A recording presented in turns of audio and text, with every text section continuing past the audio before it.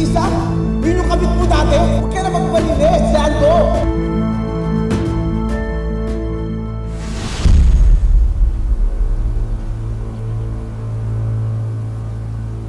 Lisa, ano? Lisa Vergara. Tama ba ako? Na yan ang kabit ng asawa ko?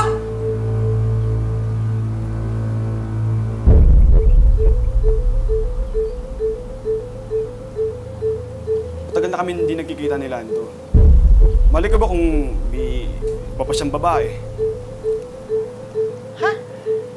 Sino? Eh, hindi ko alam. Sa dami ng lumalapit sa kanya, baka pati yung sekretary niya. Si Yvette? Kabit din ni Lando?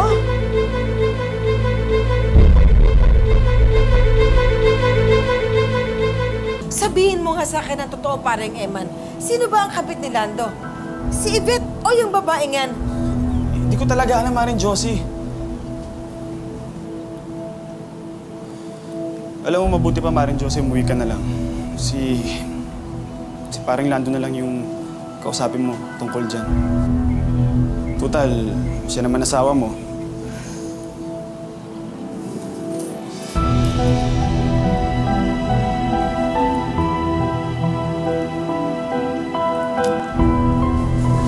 Manloloko kayo ng asawa.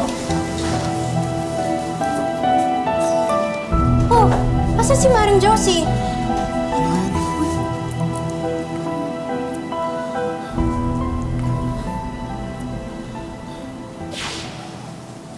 Noon ang sabi ng mga tao sa akin, napakaswerte ko.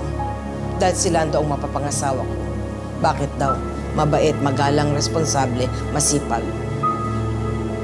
Eh ngayon lumalabas, siya ang maswerte na ako ang napangasawa niya. Bakit? Tanga-tanga ako eh. Ang dami na palang nangyayari sa paligid ko, hindi ko pa rin alam. Nasa akin na ang lahat ng katangian ng isang asawa. Kung gusto mong kumabit,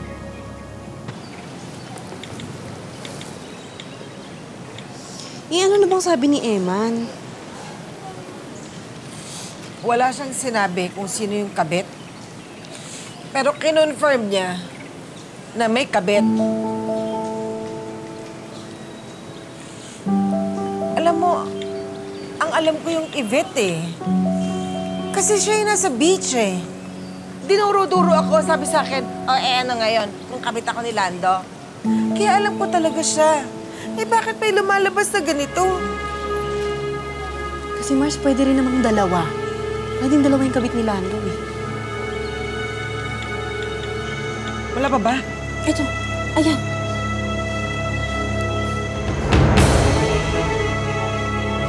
Ay, ito nga.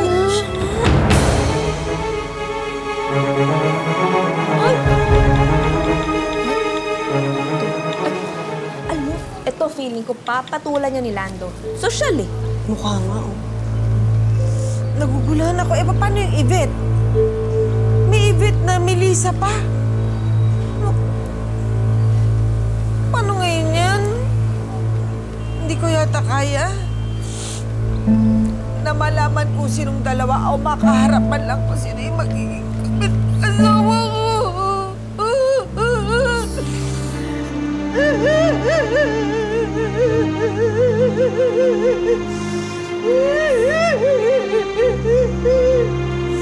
Dalawa ba?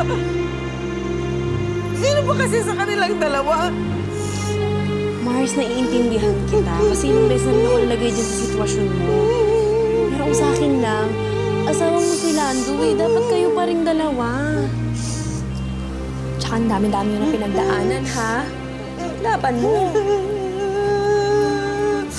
Paano pag sa bandang huli ang piliin niya yung kabit niya, hindi ako? Teka, bakit may pilian ka agad? Eh, syempre hindi na natin papaabutin doon. Tama! At nandito lang kami sa likod mo. Parati. Anong gagawin natin? May secret mission tayo mamaya. Ano? Eh di hahalugugin natin yung office ni Lando. Dahil sigurado ako doon natin malalaman kung saan nagpupunta yung dalawang yun. Diba? Relax na. Pwede ba tanggalin mo sa akin ang mukha ng babae? Eh, masasampal ko yan. Hindi ko expect. I didn't expect this.